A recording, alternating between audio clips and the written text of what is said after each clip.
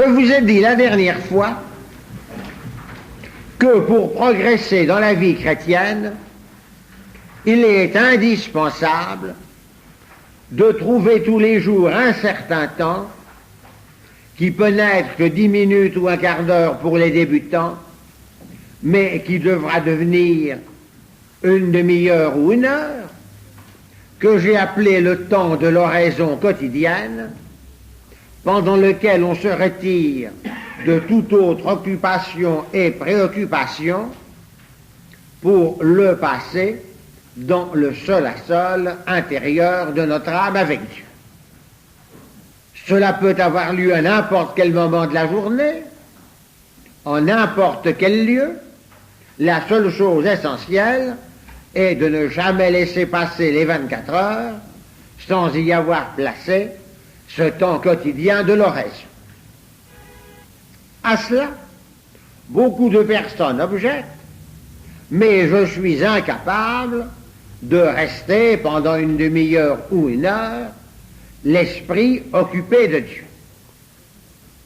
Alors, cela soulève le problème: comment pouvons-nous employer le temps quotidien de l'oraison en y gardant l'esprit occupé de Dieu?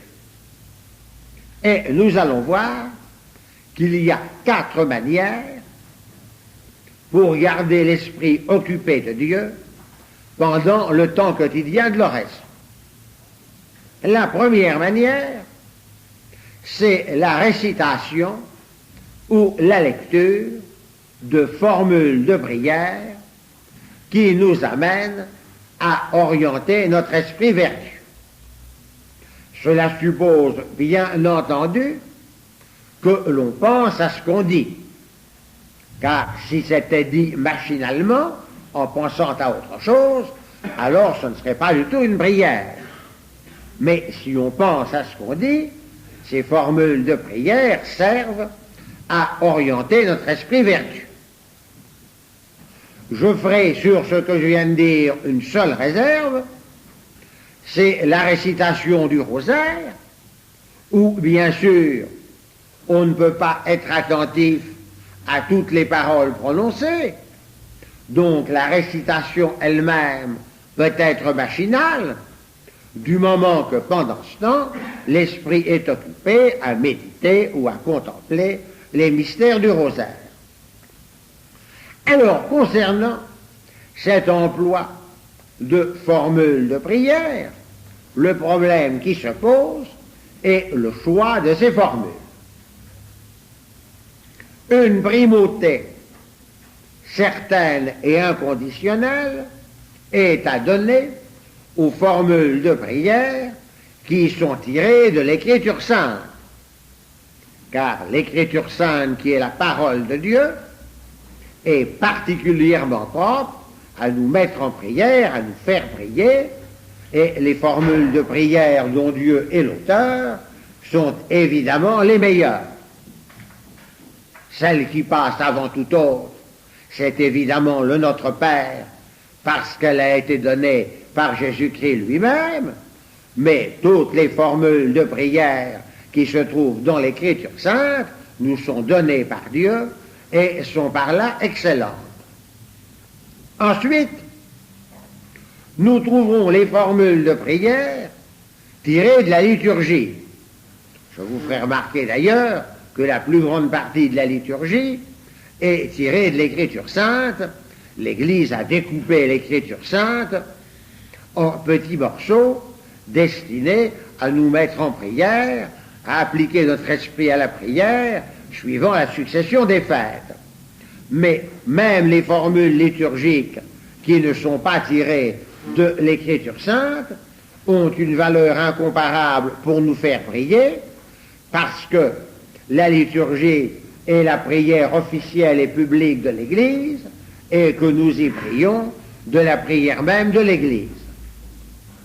Ensuite, on peut encore recommander les formules de prière qui ont été composées par des saints, parce que les saints étaient des hommes de prière qui savaient prier, qui étaient guidés par le Saint-Esprit, et par conséquent, les formules de prière qu'ils ont composées sont très bonnes pour nous faire prier. En revanche, je vous mets en garde contre des formules mièvres et fades, pour ne pas dire laides et bêtes, que l'on peut trouver dans des quantités de médiocres manuels de piété.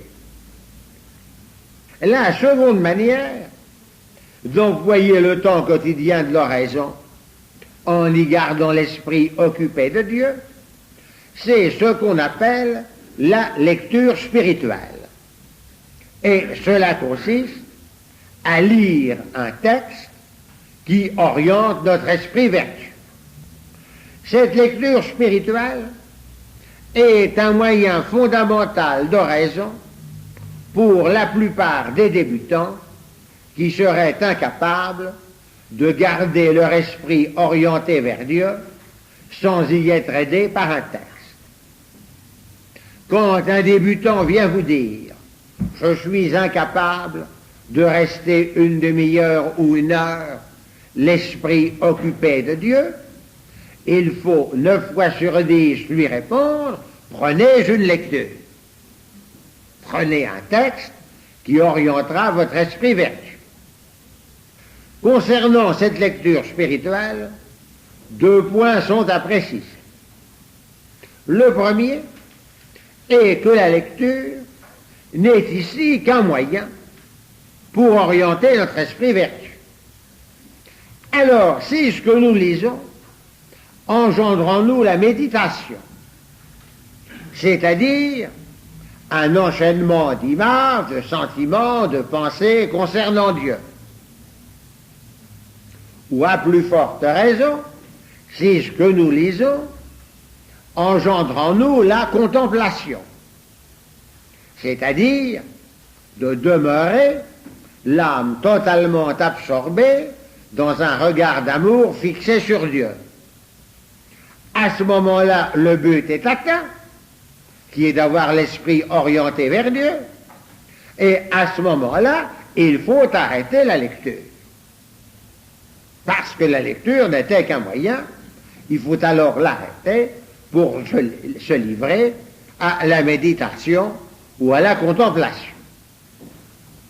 Et si on ne termine pas le paragraphe ou le chapitre, ça n'a aucune importance. Et ceci est une très grande différence entre la lecture spirituelle et la lecture d'études.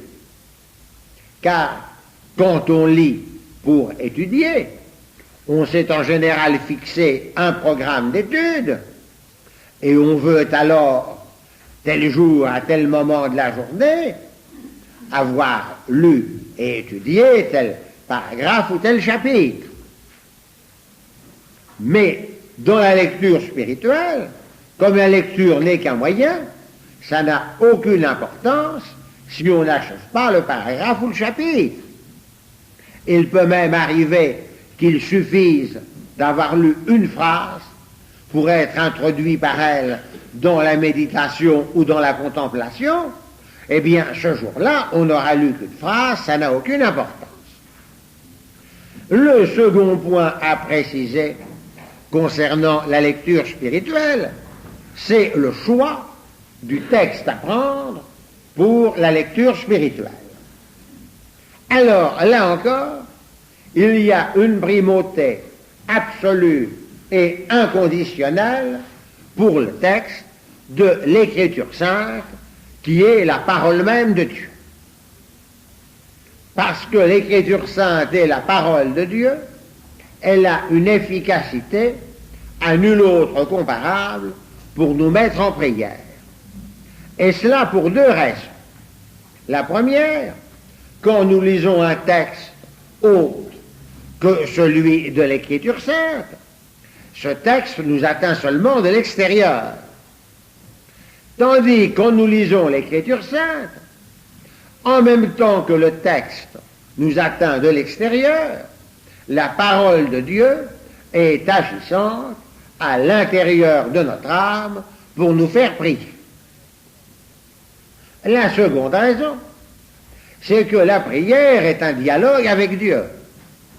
Or, dans l'Écriture sainte, c'est Dieu qui nous parle, Et ce que cela provoque en nous, ce sont nos réponses. Donc cela nous met en dialogue avec Dieu. Donc il est excellent pour la lecture spirituelle d'utiliser l'Écriture sainte.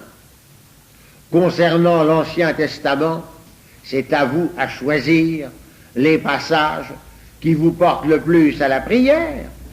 Mais concernant le Nouveau Testament, je crois qu'il est indispensable d'avoir au moins une fois dans sa vie fait une lecture méditée et priée de la totalité du Nouveau Testament depuis le commencement jusqu'à la fin. Et quand vous l'aurez fait une fois, vous éprouverez certainement le besoin de recommencer et vous y trouverez alors des richesses nouvelles. Après le texte de l'Écriture sainte, la primauté pour la lecture spirituelle appartient au texte liturgique. Et je vous disais tout à l'heure qu'une grande partie des textes liturgiques sont eux-mêmes tirés de l'Écriture sainte, mais même les textes liturgiques qui ne sont pas tirés de l'Écriture sainte, ils sont inspirés par le Saint-Esprit à l'Église, puisque la liturgie est la prière officielle et publique de l'Église. Donc tous les textes de la liturgie ont une efficacité incomparable pour nous faire prier de la prière même de l'Église, pour nous mettre en prière. En particulier, je crois qu'il est bon de lire et de méditer chaque jour les parties propres de la messe du jour. Vous savez que dans la messe, il y a des parties qui sont les mêmes tous les jours et d'autres parties qui sont propres à chaque jour. Eh bien, il me paraît particulièrement indiqué pendant l'oraison quotidienne, chaque jour de lire et de méditer les parties qui sont propres à la messe du jour. Après les textes liturgiques, il y a encore à recommander pour la lecture spirituelle les écrits des saints. Car, comme je vous le disais tout à l'heure, les saints étaient des hommes de prière qui savaient prier, des hommes conduits par le Saint-Esprit, et par conséquent, leurs écrits sont très propres à nous mettre en prière. Enfin, après les saints, on peut encore citer quelques grands auteurs spirituels reconnus par une longue tradition dans l'Église, comme par exemple le livre de l'imitation de Jésus-Christ, mais en revanche, je vous mets en garde contre de médiocres livres de piété, sentimentaux, fades et mièvres. Je vous ai dit tout à l'heure que normalement, la lecture spirituelle nous conduit à la méditation.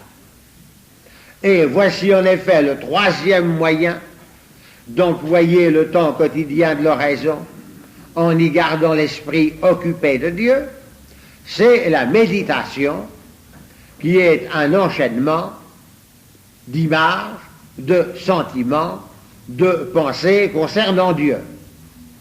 Ce qui est donc particulièrement propre à orienter notre esprit vers Dieu. Certaines personnes méditeront surtout à partir de la lecture spirituelle. D'autres personnes trouveront facilement à méditer spontanément. Il viendra spontanément en elles des images, des sentiments, des pensées concernant Dieu. Dans ce cas, il n'y a qu'à se livrer à cette méditation spontanée. Mais d'autres personnes ont besoin d'une méthode de méditation qui les amènera à choisir un sujet de méditation et à le diviser en parties. Eh bien, pour les personnes qui ont besoin d'une méthode de méditation, il existe une méthode qui est particulièrement recommandée par l'Église, c'est la méthode des exercices spirituels de saint Ignace de Loyola. Mais l'Église recommande aussi la méthode sulpicienne de M. Ollier et la méthode de Saint François de Sales. Concernant la méditation, il y a à dire ce que je vous ai dit tout à l'heure concernant la lecture spirituelle. C'est que la méditation n'est qu'un moyen.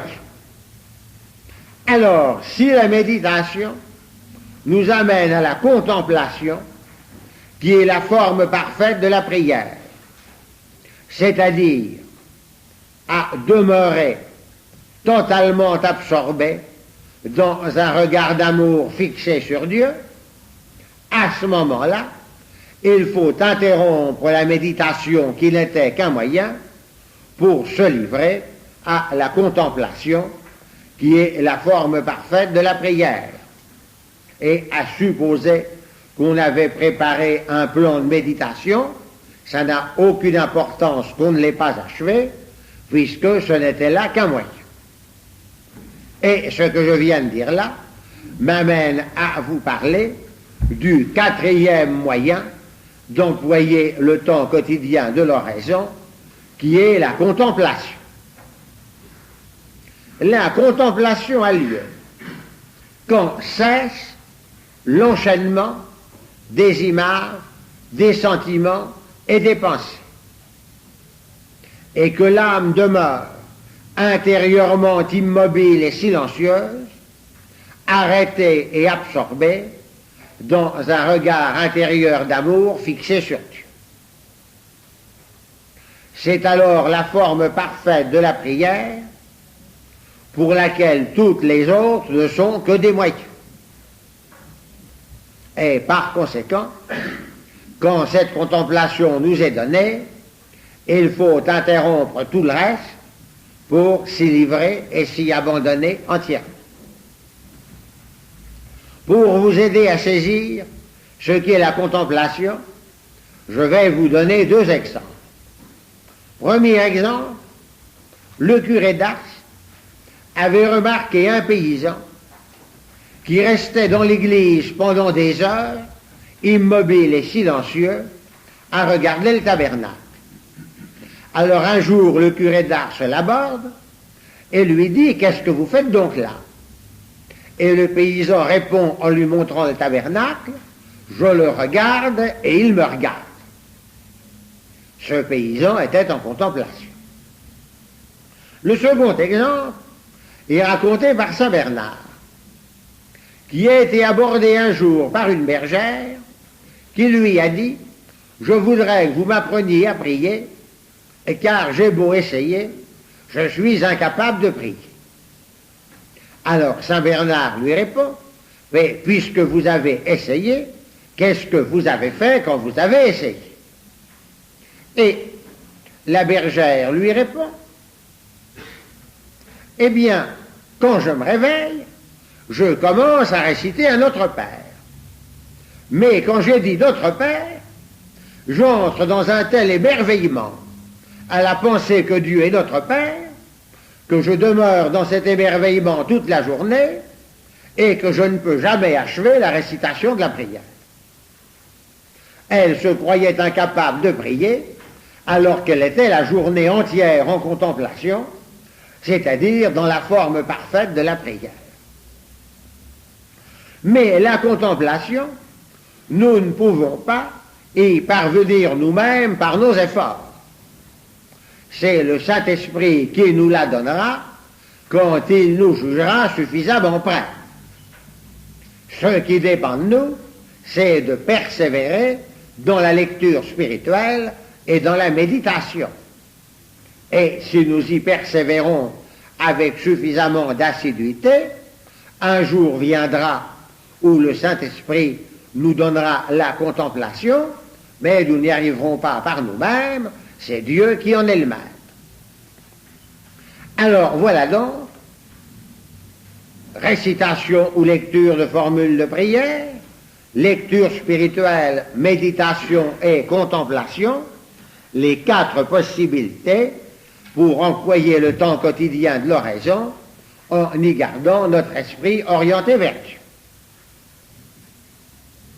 Voilà ce que j'avais à vous dire aujourd'hui pour votre formation spirituelle. Alors, nous avons aujourd'hui le dernier de la série de 5 cours sur nos moyens de connaissance. Dans les cours précédents, je vous ai montré que c'est pour l'homme une grande perfection qui le distingue de toutes les autres espèces animales de posséder l'intelligence par laquelle nous connaissons les natures des choses et par laquelle nous sommes capables, sinon toujours au moins dans certains cas, de connaître et d'affirmer la vérité avec certitude.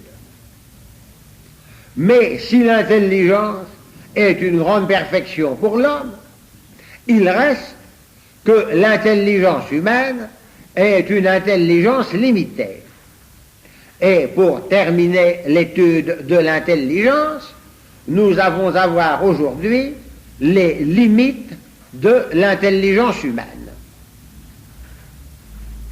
Eh bien, ces limites de l'intelligence humaine, nous en connaissons déjà la source dans le fait que notre intelligence dépend de notre sensibilité. Nous avons vu en effet que l'intelligence humaine ne connaît rien directement. Elle est astreinte à tirer toutes ses connaissances des données de l'expérience sensible.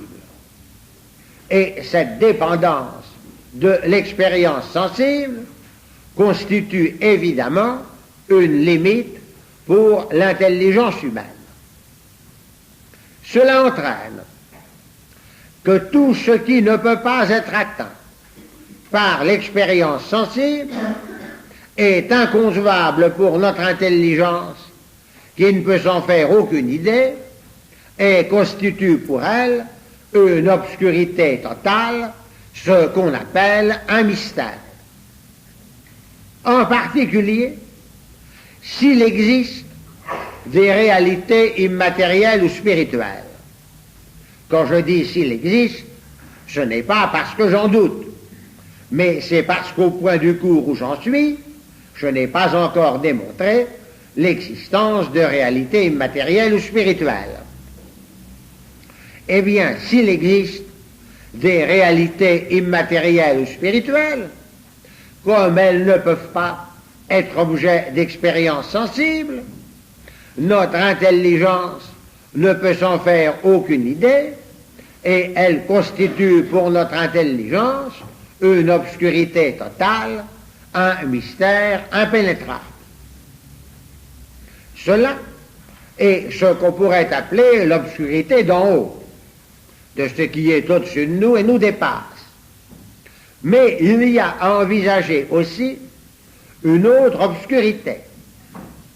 C'est que nous avons vu que l'intelligence humaine connaît des natures intelligibles universelles qu'elle extrait par l'abstraction des données de l'expérience sensible.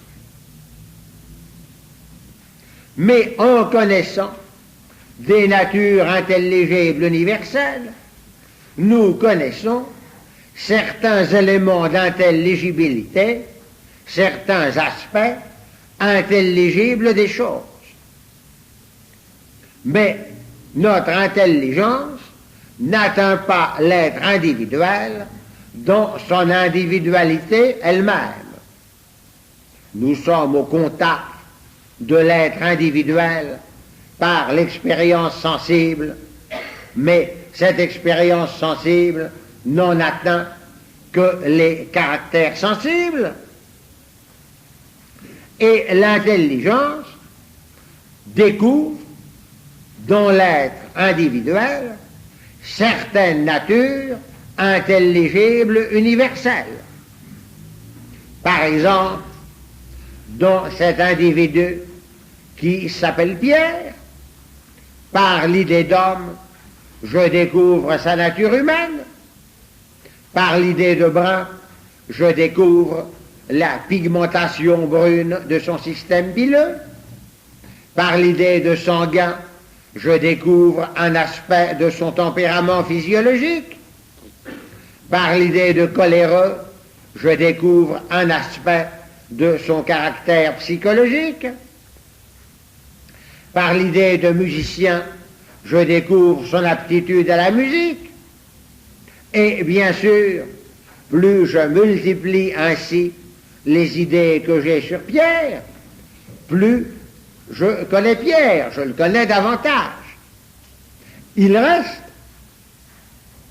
que jamais mon intelligence ne pourra atteindre Pierre dans l'individualité qui fait qu'il est Pierre. Et si vous voulez que je fabrique un mot, je ne connais pas Pierre dans sa pétrinité. Je connais Pierre dans sa nature humaine, dans la pigmentation brune de son système pileux, dans son tempérament sanguin, dans son caractère coléreux, dans son aptitude à la musique. Je ne connais pas Pierre dans sa pétrinité, dans ce qui fait qu'il est Pierre. J'en sers en quelque sorte l'être individuel dans tout le réseau de nature intelligible que je découvre en lui. Mais, si vous voulez une image, comme on en sert un cercle dans un polygone circonscrit, et quand on multiplie le nombre de côtés du polygone, on se rapproche de plus en plus du cercle, mais pourtant, tant que c'est une ligne brisée, ce n'est pas le cercle. Nous connaissons de mieux en mieux un être individuel par toutes les idées que nous arrivons à avoir sur lui, mais notre intelligence n'atteint jamais l'être individuel dans son individualité elle-même. Donc, tout être individuel réellement existant, il y a une richesse inépuisable qui déborde à l'infini toutes les idées que nous pouvons avoir sur lui. Cette obscurité, qui est pour nous l'individualité d'un être, tient au fait que nous avons vu dans des cours précédents que l'individualité provient de la matière. Or, la matière n'est intelligible que par la forme qui la détermine. La matière n'est pas intelligible en elle-même. Et il y a dans toute individualité une obscurité qui provient de la matière, qui en est la source. C'est ce qu'on pourrait appeler l'obscurité d'en bas. Entre ce que j'ai appelé l'obscurité d'en haut et ce que j'ai appelé l'obscurité d'en bas, il y a une zone de clarté pour l'intelligence humaine. Ce sont les natures intelligibles des réalités du monde sensible. Mais vous voyez que cette zone de clarté chemine entre des zones d'ombre et de mystère. Donc, la connaissance intellectuelle humaine n'est pas clarté totale comme le prétendent les philosophies rationalistes de Platon, de Descartes ou de Hegel. Mais elle n'est pas non plus obscurité totale comme le prétend le nominalisme ou l'agnosticisme. La connaissance intellectuelle humaine est ce que les peintres appellent un clair-obscur, c'est-à-dire une zone de clarté qui chemine entre des zones d'ombre et de mystère. L'indépendance de l'expérience sensible entraîne que notre intelligence doit explorer la réalité à connaître au moyen de l'expérience, tirer de là des idées par l'abstraction, puis lier ces idées entre elles dans des jugements et enchaîner ces jugements entre eux dans des raisonnements. Ce qui veut dire que nos connaissances intellectuelles sont acquises par un long, laborieux, difficile et progressif travail. Je vous ai déjà dit que nous n'avons pas de connaissances intellectuelles innées, elles sont acquises, mais elles sont même lentement, difficilement, laborieusement, progressivement acquises. Ceci a deux conséquences capitales qui seront des fondements l'an prochain pour tout le cours de seconde année. C'est la nécessité pour l'homme de l'éducation et de l'enseignement et de la vie sociale. En effet, nos connaissances sont si lentement, laborieusement et progressivement acquises que si l'on suppose à l'individu abandonné à lui seul depuis sa naissance, ce qu'il pourra découvrir seul pendant la durée d'une vie humaine se limitera à si peu de choses, sera tellement au-dessous même des peuples les plus primitifs que nous ne pouvons pas réussir à imaginer à quel degré ce sera rudimentaire. L'ensemble des connaissances qui font aujourd'hui la perfection de l'humanité a été lentement, laborieusement, progressivement acquis au cours des siècles et même des millénaires. Et l'enfant qui vient au monde aujourd'hui serait incapable de retrouver seul ce qu'il a fallu tant de siècles et tant de génie pour découvrir. Il faut que cela lui soit transmis par l'éducation et l'enseignement. D'où la nécessité pour l'homme de l'éducation et de l'enseignement qui transmet ce que l'humanité a acquis collectivement au cours des siècles. Mais alors, cette acquisition collective ainsi transmise constitue un patrimoine commun que les hommes développent ensemble et se transmettent par l'éducation et l'enseignement dans la vie sociale, d'où la nécessité pour l'homme de la vie sociale. Ceci étant dit, nous pouvons remarquer maintenant que la connaissance intellectuelle humaine possède trois caractères. Elle est premièrement partielle, deuxièmement successive, troisièmement progressive. Premièrement partielle. Par un acte d'intelligence, nous ne connaissons jamais la totalité d'une réalité quelconque, mais nous en connaissons seulement quelque aspect intelligible, quelque élément d'intelligibilité. Par conséquent, toutes les vérités que nous affirmons sont des vérités partielles qui demandent à être complétées par des vérités complémentaires. Alors, du fait que nos connaissances sont partielles, il faut pour se compléter qu'elles se succèdent. Et par conséquent, la connaissance intellectuelle humaine est deuxièmement successive. Et troisièmement, au fur et à mesure que nos connaissances se succèdent, alors notre connaissance progresse, donc la connaissance intellectuelle humaine est progressive.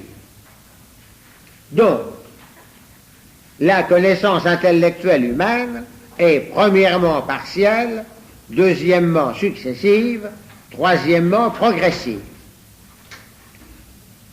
Nous exprimerons cela en un seul mot, qui est écrit au tableau, en disant que l'intelligence humaine est discursive.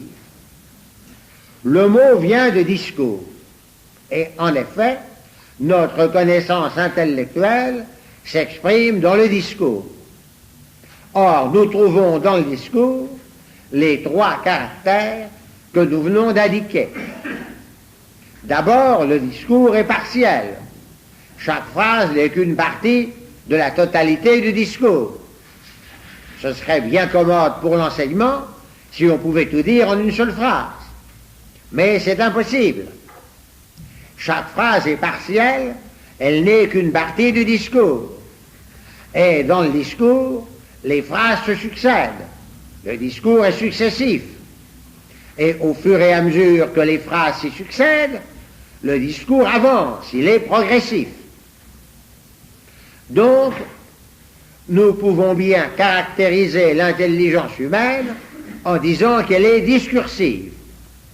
Dans le mot, vous avez le préfixe dis qui indique la division en parties, et puis cours, quelque chose qui avance comme le cours d'un fleuve.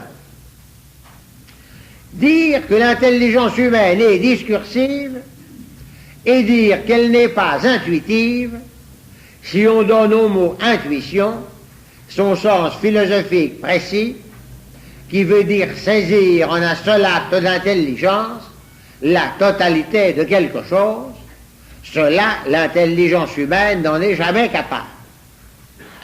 Mais ce que je viens de dire là comporte des équivoques de vocabulaire, car on emploie souvent le mot intuition dans des sens très vagues. D'abord, il arrive que par rapport au travail discursif des idées, du jugement, du raisonnement qui prépare l'acte de connaissance intellectuelle, on présente comme intuitif l'acte même de connaissance intellectuelle où le sujet en acte de connaître possède en lui l'objet en acte d'être connu. Mais ceci n'est pas l'emploi courant du mot intuition. En revanche, il y a 3 emplois courants du mot intuition appliqués à l'intelligence humaine. Le premier, c'est quand on oppose des tempéraments dits intuitifs à des tempéraments dits rationnels. Par exemple, quand on dit que la femme est plus intuitive que l'homme, ou que les artistes sont de grands intuitifs. Que veut-on dire par là? Eh bien, le tempérament dit rationnel éprouve le besoin et est capable de formuler explicitement ses raisonnements. Tandis que le tempérament intuitif en est incapable. Il fait ses raisonnements dans un fonctionnement psychologique inconscient et ne prend conscience que de la conclusion. Et alors, au moment où on prend conscience de la conclusion, on dit « c'est évident pour moi, je saisis cela intuitivement ». Ça ne veut pas dire qu'on y est parvenu sans raisonnement, mais ça veut dire que le raisonnement s'est fait dans un fonctionnement psychologique inconscient. Autrement dit, les tempéraments rationnels ont davantage de formulation explicite et consciente, et les tempéraments dits intuitifs ont plus de richesse et de profondeur inconsciente. Le second emploi courant du mot intuition concerne des jugements qui ne sont pas d'ordre purement intellectuel. Quand je vous ai traité le jugement intellectuel, je vous ai dit que nous ne devons jamais laisser influencer nos jugements par nos inclinations, mais que nous devons toujours juger objectivement la réalité à connaître telle qu'elle est. Il reste que la psychologie humaine comporte des jugements où l'on juge d'après une inclination. C'est le cas, par exemple, du jugement par amour, où la personne qui aime juge bien des besoins et du bien de l'être aimé, parce que par l'inclination de son amour, elle éprouve comme sien les besoins de l'être aimé, et elle veut comme sien le bien de l'être aimé. C'est ainsi qu'une mère sera jugée des besoins et du bien de son enfant. Eh bien, du fait du caractère spontané de ces jugements par inclination, le vocabulaire courant les qualifie souvent d'intuition. Que valent-ils? Eh bien, ils ne sont pas objectifs, n'étant pas portés d'après la réalité de l'objet, mais ils sont subjectifs, étant portés d'après les inclinations du sujet, ce qui les rend d'ailleurs incommunicables. Le jugement intellectuel et objectif se communique par des preuves, mais le jugement par inclination ne se prouve pas, il s'éprouve. Et il ne serait communicable qu'à quelqu'un qui éprouverait les mêmes inclinations. Donc ce jugement vaut ce que valent les inclinations du sujet. Et il doit être donc soumis à un contrôle objectif concernant la qualité des inclinations du sujet. Par exemple, le jugement par amour sera très sûr si l'amour est authentique, c'est-à-dire si c'est un amour réaliste qui va à la réalité de l'être aimé et non pas à une idée qu'on s'en fait dans son esprit, et si c'est un amour oblatif par lequel on se subordonne à l'être aimé et non pas un amour captatif par lequel on subordonnerait l'être aimé à soi. Enfin, la troisième catégorie d'emploi courant du mot intuition concerne le jugement esthétique, c'est-à-dire la perception de la beauté. Vous me direz peut-être qu'il s'agit de perceptions sensibles, mais les animaux n'ont pas la perception de la beauté. La perception de la beauté est un acte de l'intelligence qui a lieu à travers la perception sensible, mais qui est un acte de l'intelligence, d'où le nom de jugement esthétique. Eh bien, la beauté consiste dans l'ordonnance entre les éléments dont est faite l'œuvre belle, éléments qui sont des mots pour la poésie, des sons pour la musique, des mouvements pour la danse, des lignes et des couleurs pour la peinture, des volumes pour la sculpture. Mais ce qui fait la beauté de l'œuvre, c'est l'ordonnance entre les éléments. J'ai parlé là de l'œuvre d'art, mais il en est de même pour les beautés de la nature. La beauté d'un ciel d'aurore ou de crépuscule, c'est l'ordonnance entre les couleurs. La beauté du panorama découvert du sommet d'une montagne, c'est l'ordonnance entre tous les terrains dont on découvre ainsi l'ensemble. Vous voyez donc que la perception de la beauté a lieu dans la perception d'un ensemble à l'intérieur duquel on saisit une ordonnance. Et par conséquent, il y a là quelque chose d'intuitif. Ceci n'empêche pas qu'on pourra ensuite donner une explication discursive de la beauté d'une œuvre.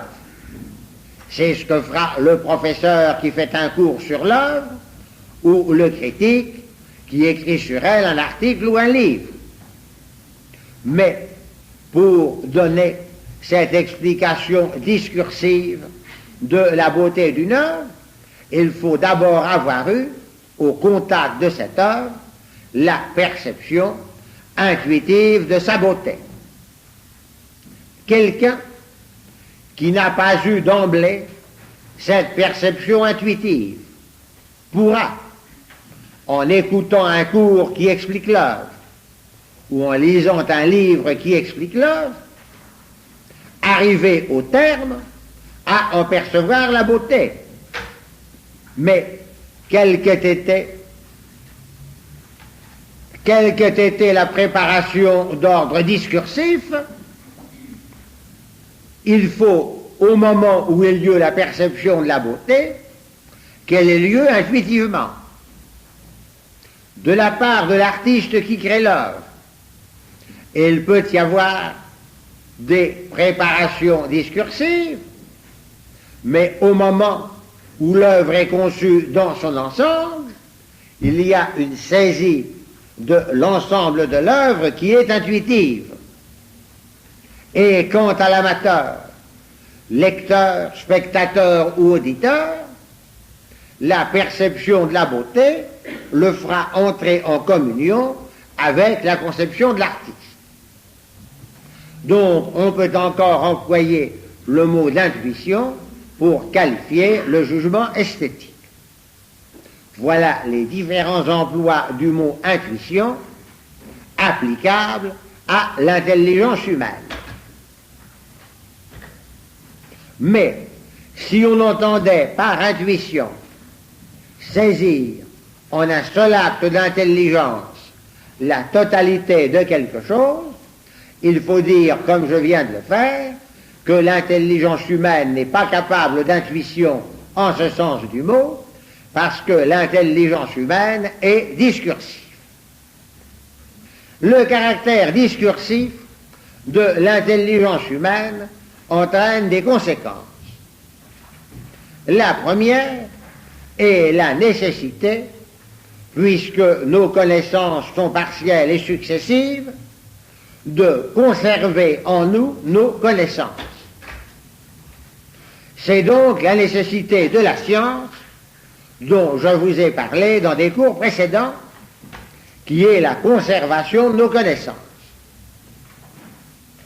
Une autre conséquence est la diversité des sciences, dont chacune a son objet propre et sa méthode propre. La totalité de la réalité ne peut pas être embrassée en une seule science. Les philosophies rationalistes, Platon, Descartes ou Hegel, ont poursuivi le mythe de l'unité de la science, d'une science unique qui contiendrait tout en elle. Cela a toujours été l'échec. Et au contraire, nous constatons aujourd'hui plus que jamais que plus nos connaissances progressent et plus les sciences se diversifient et se spécialisent. Quant à la classification des sciences, elle doit être faite d'après les 3 grands degrés d'abstraction dont je vous ai parlé dans des cours précédents. Une autre conséquence du caractère discursif de l'intelligence humaine, c'est la possibilité de l'erreur. Car en liant nos idées entre elles dans des jugements, en enchaînant nos jugements entre eux dans des raisonnements, nous pouvons le faire de travers. Non, nous pouvons le faire de travers. Il reste que si l'erreur est possible, et même hélas fréquente, l'erreur est évitable par les moyens que je vous ai indiqués la dernière fois en vous traitant le problème de la vérité. Mais si l'erreur est évitable, ce qui est inévitable, c'est l'ignorance.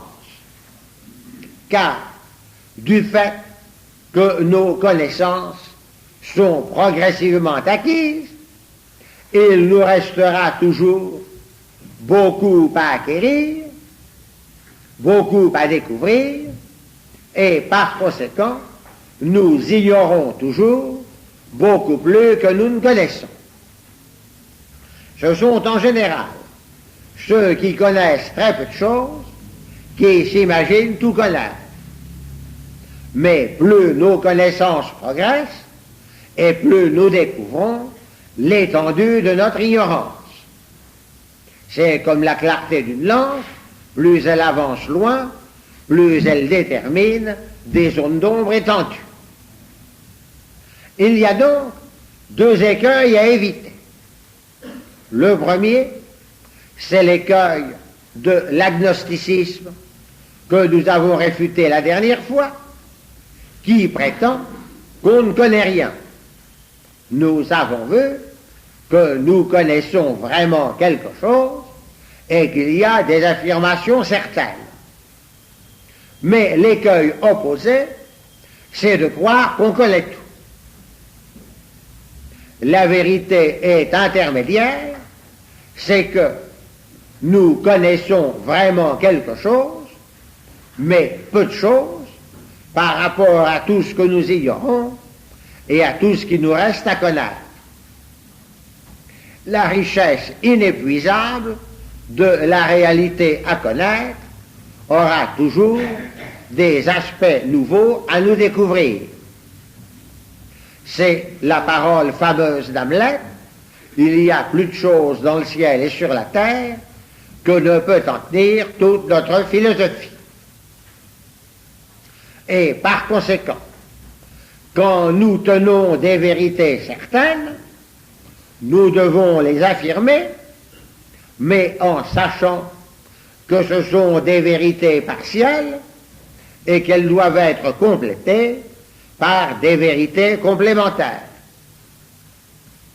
Pour les vérités dont nous sommes certains, nous devons avoir l'audace de les affirmer.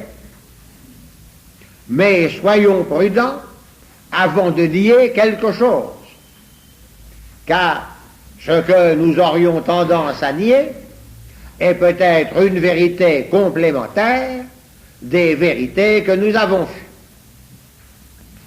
Ce que je viens de vous dire là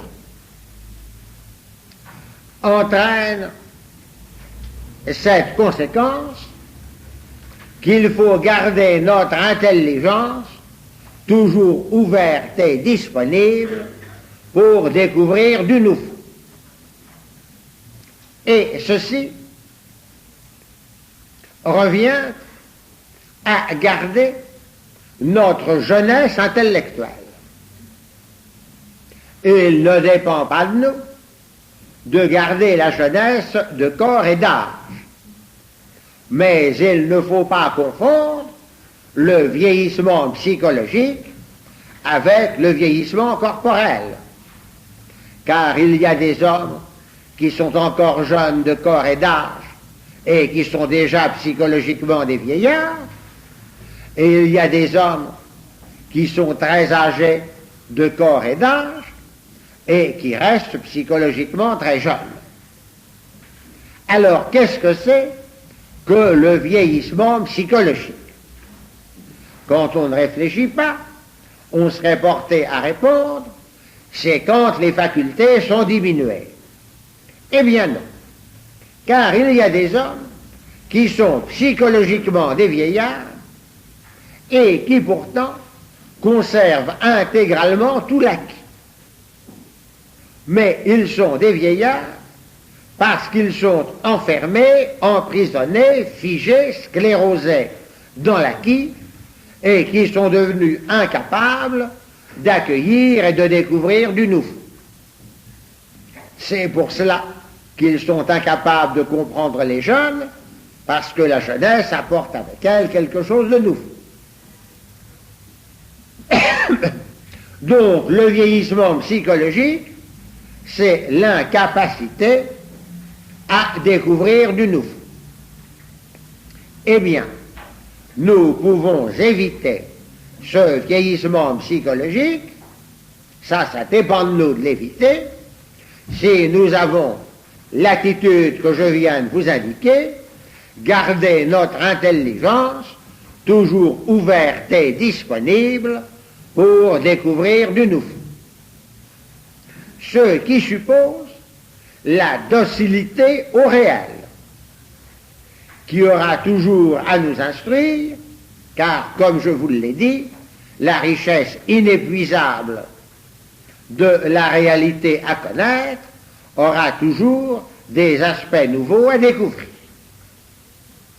Docilité au réel, donc humilité devant le réel, dont la richesse inépuisable déborde à l'infini tout ce que nous en connaissons. Et cette docilité au réel comporte la docilité à l'expérience, parce que c'est par l'expérience que nous gardons le contact avec la réalité à connaître et que nous pouvons y découvrir du nouveau.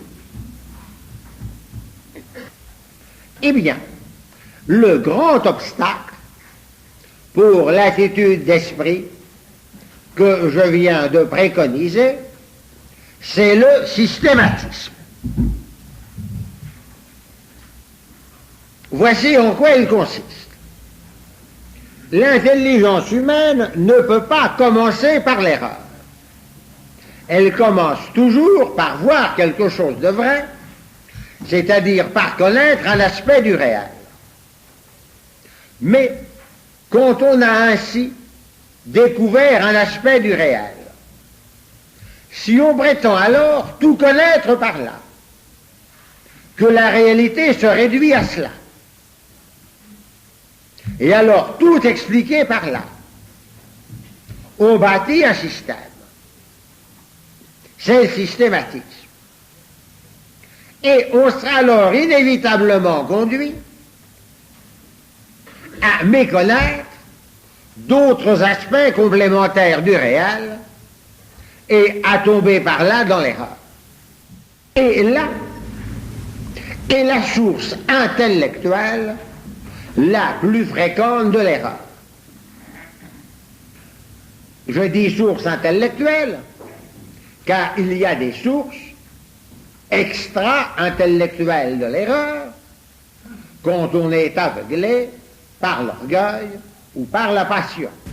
Mais d'ailleurs, l'orgueil portera souvent au systématisme en portant à se complaire, à se satisfaire dans ce qu'on a découvert.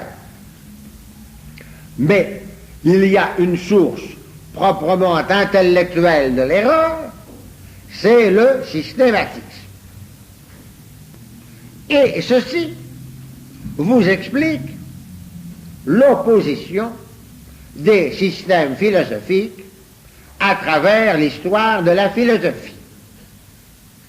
Un premier philosophe a vu un aspect du réel, prétendant tout comprendre et tout expliquer par là, il bâtit un système. Il va par là méconnaître d'autres aspects du réel et tomber par là dans l'erreur. Arrive alors un autre philosophe qui porte son attention sur les aspects du réel méconnus par le premier, et voulant à son tour tout comprendre et tout expliquer par là, il bâtit un système opposé au premier. Nous avons rencontré cela dans les cours déjà faits avec l'opposition entre Parménide et Héraclite et avec l'opposition entre nominalisme, platonisme et idéalisme.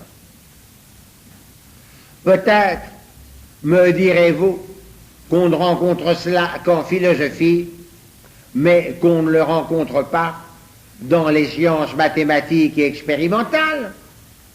Il est exact que le domaine des sciences mathématiques et expérimentales est plus facile pour l'intelligence humaine que le domaine philosophique, mais il reste que si on étudiait l'histoire des sciences, que malheureusement en général on n'étudie pas, on s'apercevrait tout ce qu'il y a eu à travers l'histoire des sciences comme opposition de théories et comme opposition entre les savants. Peut-être encore me direz-vous, mais comment se fait-il que de grands philosophes, qui étaient des hommes de génie, aient pu tomber dans une telle méprise? Eh bien, c'est qu'un grand philosophe est un homme qui a vu un aspect du réel avec une extraordinaire intensité. Il l'a vu beaucoup plus intensément que nous le voyons. Mais alors il arrive à s'obséder là-dessus, à ne plus voir que cela, et à croire pouvoir tout comprendre et tout expliquer par là, et c'est ainsi qu'il les conduit à bâtir un système. Ce qui fait que l'Église enseigne comme sienne la philosophie de saint Thomas d'Aquin. C'est que la philosophie de saint Thomas d'Aquin n'est pas un système. Elle est universelle, et universelle, c'est la signification du mot grec catholique. Elle est universelle, donc catholique, parce qu'elle a une puissance universelle d'accueil à toutes les vérités, chez quelques penseurs qu'on les trouve, à toutes les vérités partielles et complémentaires qu'on peut trouver dans les divers systèmes opposés entre eux. Et nous avons eu l'occasion de voir cela à propos de l'opposition Parménide-Héraclite et à propos de l'opposition nominalisme, platonisme, idéalisme. Ce qui veut dire que la philosophie de saint Thomas d'Aquin est ouverte à tous les aspects du réel sans en négliger ou en méconnaître aucun. L'explication de cela est, chez saint Thomas d'Aquin, une prodigieuse humilité de l'intelligence devant la richesse inépuisable de la réalité à connaître. Et ceci est lié à une véritable sainteté de l'intelligence. Car c'est l'orgueil qui pousse les philosophes à s'enfermer dans ce qu'ils ont vu, en prétendant tout connaître, tout comprendre et tout expliquer par là, et à bâtir ainsi des systèmes. Cette complaisance en soi-même et dans les constructions de son esprit est une conséquence du péché originel, et il a fallu que la grâce rédemptrice de Jésus-Christ guérisse vraiment l'intelligence de saint Thomas d'Aquin du péché original pour lui donner cette sainteté de l'intelligence qui est de ne jamais mettre sa complaisance dans ce qu'on a vu, mais de rester toujours ouvert à tous les aspects du réel, à la richesse inépuisable de la réalité à connaître. Ceci entraîne que la philosophie de saint Thomas d'Aquin est quelque chose de prodigieusement vaste et complexe, de prodigieusement touffu. On ne sait jamais par quel bout la prendre, ce qui rend fort difficile de l'enseigner. Alors n'imaginez pas que la philosophie de saint Thomas d'Aquin se réduise à ce que j'ai le temps de vous en enseigner dans le cours de première année, car alors vous la transformeriez en un système. Et je vous mets par là en garde contre le thomisme d'Emmanuel, qui se limite à un certain nombre de thèses bien agencées entre elles, et qui par là présente comme un système une philosophie qui en réalité n'est pas un système. Et c'est pour cela que je n'aime pas que pour désigner la philosophie de saint Thomas d'Aquin, on dise le thomisme, car le suffixe isme semble indiquer un système, alors que la philosophie de saint Thomas d'Aquin n'est pas un système, mais qu'elle est la véritable science philosophique que saint Thomas d'Aquin a inaugurée, mais qui demeure susceptible de perpétuel développement.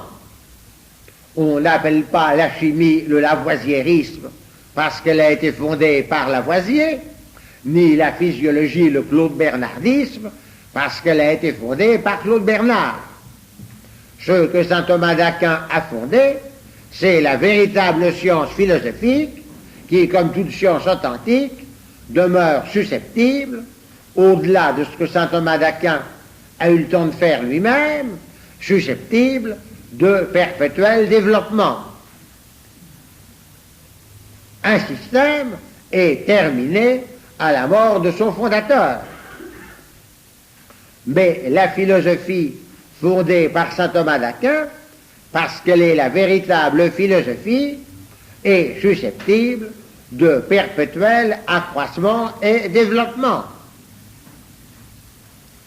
Et en particulier, en raison de sa puissance universelle d'accueil, elle doit assumer en elle tout ce que les différents penseurs ont pu apporter de vrai du XIIIe siècle à aujourd'hui, et surtout, elle doit assumer en elle aujourd'hui le prodigieux apport des progrès de toutes les sciences.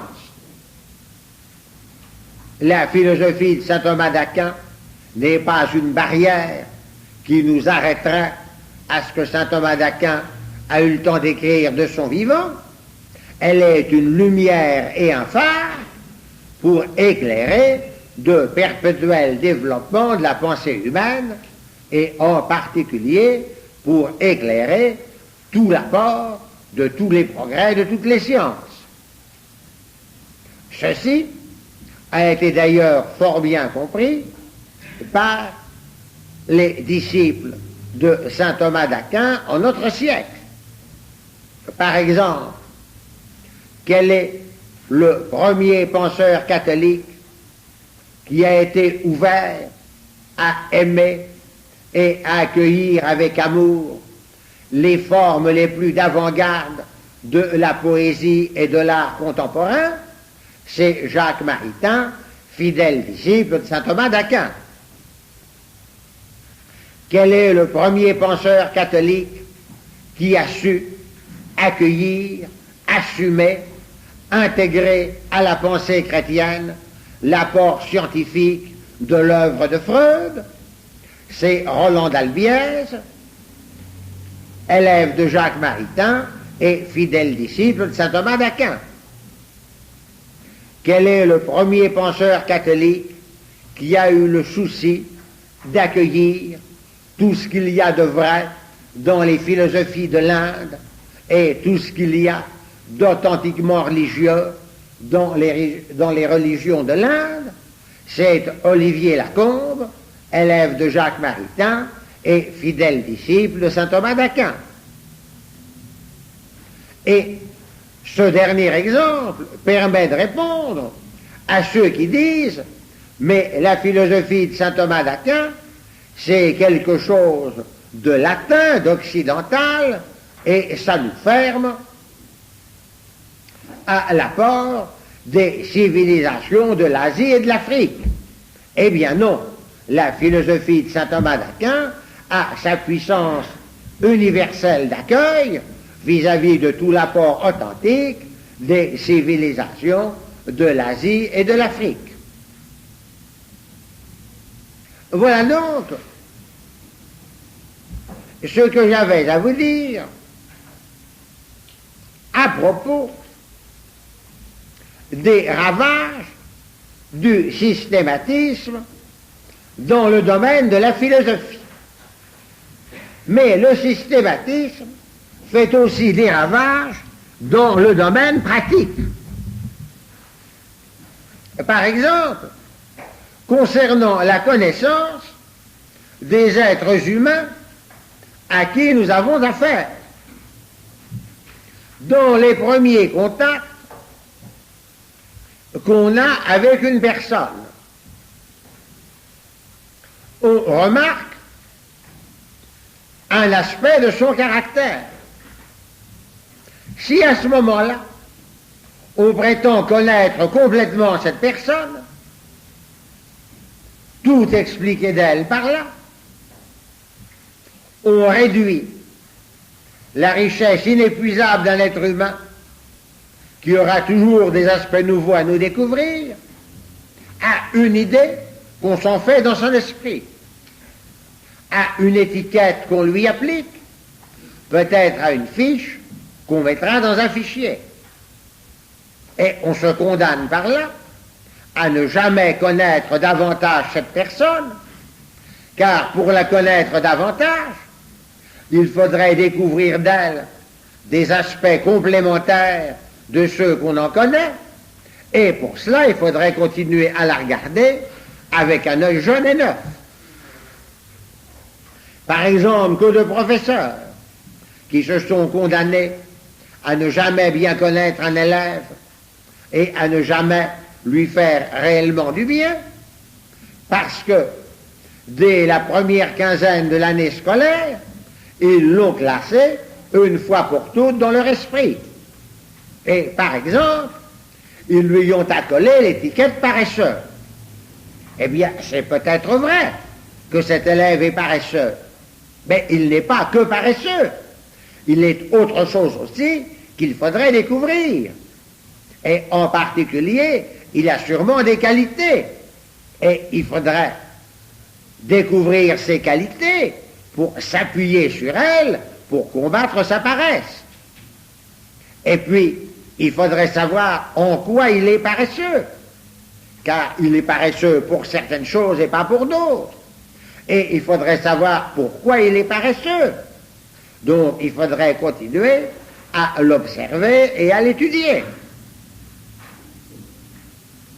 En particulier, quand il s'agit de personnes avec qui nous vivons depuis très longtemps, des enfants avec leurs parents, des époux, on croit très bien les connaître. Eh bien, on ne les connaît jamais complètement. La richesse inépuisable d'un être humain aura toujours des aspects nouveaux à nous découvrir si nous continuons à le regarder avec un œil jeune et neuf. Je vous signale aussi à ce propos qu'il faut toujours faire du positif et pas du négatif. Quand on dit à quelqu'un « tu dois combattre tes défauts », c'est demander à Don Quichotte de partir en guerre contre les moulins à vent. Car un défaut, c'est quelque chose qui n'existe pas. C'est l'absence d'une qualité. Donc, il ne faut pas dire à quelqu'un « combat tes défauts », mais il faut lui dire « acquiert les qualités dont tes défauts sont le manque ». Quand on dit à quelqu'un « vous n'arriverez jamais à rien », ben, si après il n'arrive à rien, il n'y aura pas de reproche à lui faire, car il aura fait ce qu'on lui a dit. Il faut au contraire dire à quelqu'un, si vous faites tel effort, si vous vous orientez dans telle direction, vous arriverez. Un petit exemple encore plus simple. Bébé s'empare d'une tasse en porcelaine de Sèvres. Maman s'écrie, tu vas la casser. Immédiatement, la tasse est par terre en 1000 morceaux. Et il ne faudrait pas lui faire un reproche, car il a fait ce qu'on lui a dit. On lui a dit, tu vas la casser. Si maman est psychologue, elle lui tendra une cuillère, elle attirera son attention sur la cuillère en la détournant de la tasse. On ne détruit que ce qu'on remplace. Jamais du négatif, toujours du positif. Une autre conséquence déplorable du systématisme, c'est de rendre impossibles les discussions. Chaque interlocuteur s'entête dans son point de vue et refuse d'entrer dans le point de vue de l'autre. Et alors la discussion est un dialogue de sourds. On ne peut discuter qu'à partir d'un point de départ commun. Et il faut trouver ce point de départ commun. Et pour cela, il faut découvrir ce que l'autre a vu dire. Ceci n'est pas toujours facile, car peut-être que l'autre nous dit une erreur. Il n'est pas question d'accepter cette erreur. Mais si par une erreur, il nie une certaine vérité, c'est qu'il a vu une vérité complémentaire de celle qu'il nie. Il s'agit de découvrir cette vérité complémentaire qui a été vue par l'interlocuteur, de façon à trouver avec lui un point de départ commun. Vous voyez donc que dans le domaine pratique, le systématisme fait de grands ravages comme dans le domaine théorique. Je vous signale qu'il y a deux attitudes philosophiques qui engendrent le systématisme. La première est le platonisme, qui identifie la réalité avec les idées que nous avons dans l'esprit et qui nous amène à réduire la réalité aux idées que nous avons dans l'esprit. La seconde est l'idéalisme qui nous amène à vouloir tout tirer des constructions de notre esprit. Alors j'ai terminé là l'examen critique du systématisme et j'arrive maintenant à la dernière partie, mais qui est la plus importante du cours de ce soir. Nous avons vu au début de l'étude de l'intelligence que l'objet formel qui détermine la nature de l'intelligence, c'est l'être dans toute son universalité, d'où l'amplitude infinie de l'intelligence ouverte sur l'infinité de l'être. Et nous venons de voir aujourd'hui que l'objet proportionné aux limites de l'intelligence humaine, ce sont les natures intelligibles des réalités du monde sensible. L'intelligence, en tant qu'intelligence, a pour objet formel l'être universel. L'intelligence humaine, en tant qu'humaine, a pour objet proportionné les natures intelligibles des réalités du monde sensible. Pourquoi ce décalage entre l'objet formel de l'intelligence en tant qu'intelligence et l'objet proportionné de l'intelligence humaine en tant qu'humaine? Pourquoi l'intelligence humaine, dont l'être universel, qui est son objet formel en tant qu'intelligence, se limite-t-elle à cet objet proportionné qui est les natures intelligibles des réalités du monde sensible? Autrement dit, pourquoi l'être, qui est l'objet formel de l'intelligence en tant qu'intelligence, déborde-t-il en quelque sorte les limites de l'intelligence humaine? Pour répondre à cette question, il nous faut réfléchir à nouveau sur la notion d'être, en essayant de la situer parmi nos différentes notions. Or, la plupart des notions que nous avons dans notre intelligence se classent en notions univoques et notions équivoques. Une notion univoque fait connaître la même chose chez tous les êtres auxquels elle s'applique. Par exemple, la notion d'homme fait connaître la nature humaine, qui est la même chez tous les hommes. Et la notion d'animal fait connaître l'animalité, qui est la même dans toutes les espèces animales. D'une manière générale, les notions des espèces et des genres sont ainsi des notions univoques. Une notion univoque parce qu'elle fait connaître la même chose chez tous les êtres auxquels elle s'applique, et différenciée par des différences qui lui sont extrinsèques. Les différences entre les hommes sont extrinsèques à la nature humaine, les différences entre les espèces animales sont extrinsèques à l'animalité. Et alors, parce qu'une notion univoque est différenciée par des différences extrinsèques, elle est parfaitement séparée de ces différences, donc parfaitement abstraite. Voilà ce qui concerne les notions univoques. Les notions équivoques ne font pas connaître la même chose chez les différents êtres auxquels elles s'appliquent.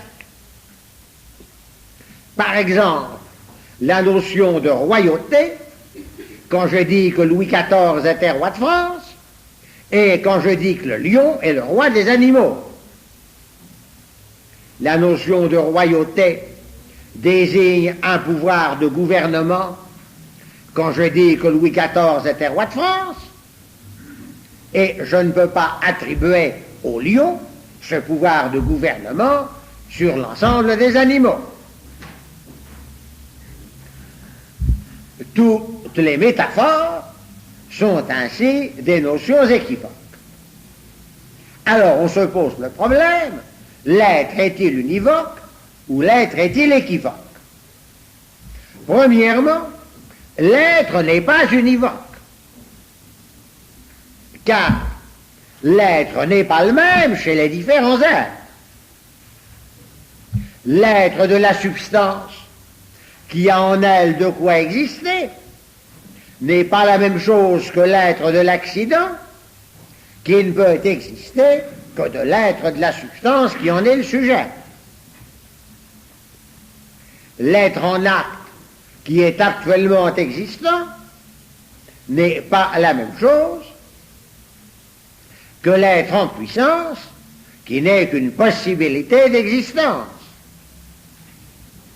L'être antitatif qui donne à une chose sa nature n'est pas la même chose que l'être intentionnel qui est de pur passage ou tendance. Et nous verrons en mai que l'être de Dieu qui est par lui-même existant n'est pas la même chose que l'être de la créature qui n'existe qu'en recevant l'existence de Dieu. L'être n'est pas le même chez les différents êtres. Et l'être n'est pas différencié par des différences extrinsèques, mais par des différences intrinsèques, car les différences entre les êtres, c'est encore de l'être. Ce qui entraîne qu'on ne peut pas séparer l'être des différences entre les êtres qui en font partie, et par conséquent, l'être n'est qu'imparfaitement abstrait. Par conséquent, l'être n'est pas univoque. Mais d'autre part, l'être n'est pas équivoque, car l'être est réellement commun à tout ce qui est. Alors, si l'être n'est ni univoque ni équivoque, qu'est-il? Eh bien, l'être existe chez tous les êtres, mais à des degrés divers. Au degré de la substance qui existe en elle-même, et au degré de l'accident qui n'existe que dans la substance qui en est le sujet. Au degré de l'être en acte qui existe actuellement, et au degré de l'être en puissance qui n'est qu'une possibilité d'existence. Au degré de l'être antitatif qui constitue une chose dans sa nature, et au degré de l'être intentionnel qui n'est qu'un être de passage ou de tendance. Nous verrons en mai, au degré de l'être de Dieu qui est par lui-même existant, et au degré de la créature qui n'est pas par elle-même existante, mais reçoit l'existence de Dieu. Donc l'être se proportionne, se hiérarchise du dedans à des degrés divers.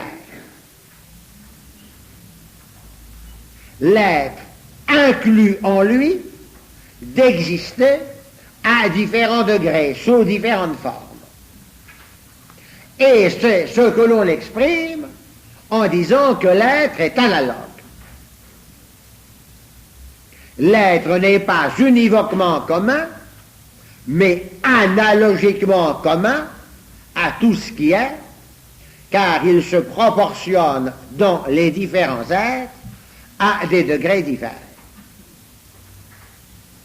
L'être est formellement un et implicitement divers.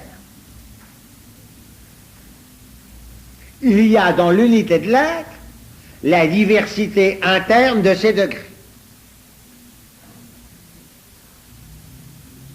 Et c'est pourquoi l'être est imparfaitement abstrait. On ne peut pas le séparer de la diversité des êtres en quels il se réalise en se hiérarchisant, en se proportionnant à des degrés divers. Et c'est pour cela qu'il y a dans l'être du mystère. Les notions univoques sont parfaitement claires et intelligibles, parce qu'elles sont parfaitement abstraites. Parce que l'être est imparfaitement abstrait, il y a en lui du mystère. Il y a en lui une richesse interne qui déborde, qui dépasse ce que notre intelligence y saisit comme objet proportionné à ses limites. L'être est lumière parce qu'il est l'objet formel de l'intelligence, et il est mystère parce qu'étant analogue, il est imparfaitement abstrait. L'être est à la fois clarté et mystère. Et toute métaphysique authentique, parce qu'elle a le sens de l'analogie de l'être, a le sens du mystère. L'être n'est pas la seule notion analogue.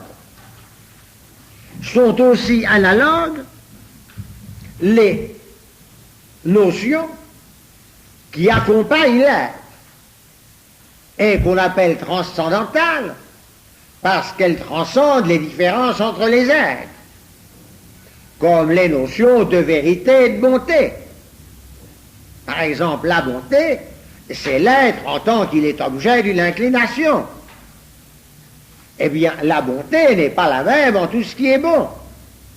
La bonté se hiérarchise, se proportionne à des degrés divers. Et on trouve encore l'analogie dans ce qu'on appelle les perfections pures.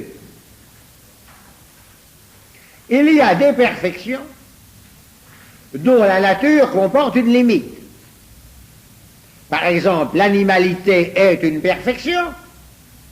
C'est une perfection par rapport aux végétaux d'avoir la sensibilité, mais l'animalité comporte des limites. Mais il y a des perfections dont la nature ne comporte pas de limites. C'est ce qu'on appelle les perfections pures. Par exemple, la beauté. Par exemple, la connaissance. Eh bien, la connaissance n'est pas univoquement commune, mais analogiquement commune à la connaissance sensible et à la connaissance intellectuelle. Par exemple, l'intelligence. L'intelligence n'est pas univoquement commune, mais analogiquement commune à l'intelligence humaine, à l'intelligence angélique et à l'intelligence divine. De même, l'amour n'est pas univoquement commun, mais analogiquement commun à l'amour sensible et à l'amour spirituel. Et de même la joie pour joie sensible et joie spirituelle. La volonté et la liberté ne sont pas univoquement communes, mais analogiquement communes à volonté humaine, volonté angélique et volonté divine. Par conséquent, l'être n'est pas la seule notion analogue, il y a bien d'autres notions analogues que nous aurons par la suite l'occasion de rencontrer. Eh bien, cette notion d'analogie de l'être, qu'on ne trouve que dans la philosophie de saint Thomas d'Aquin, est la clé de l'intelligence de la métaphysique. Car tous les systèmes philosophiques sont ou bien univocistes ou bien équivocistes, mais n'ont pas vu l'analogie de l'être.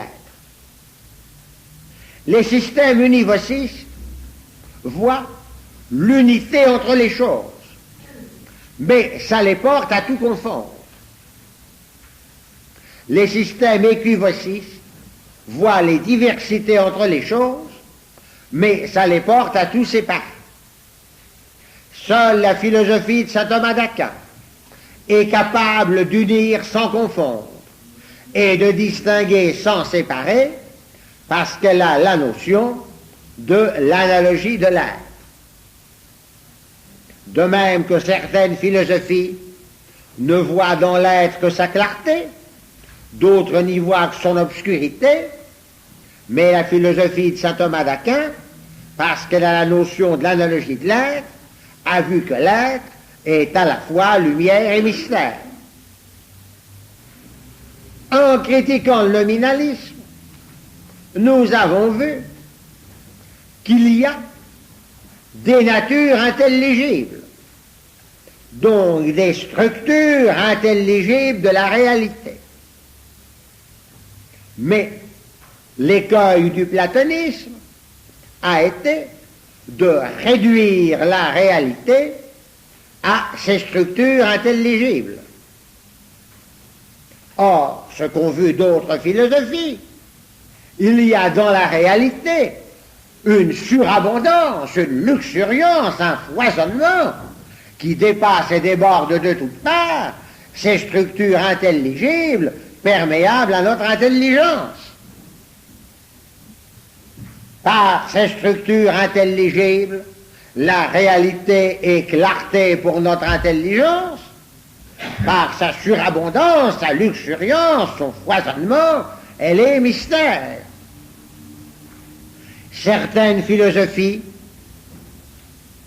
de tendance univociste n'ont vu dans la réalité que sa clarté, que ses structures intelligibles, que son organisation intelligible.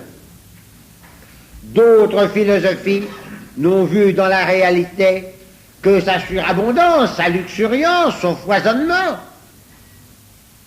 qui déborde ce que nous pouvons en connaître et en comprendre.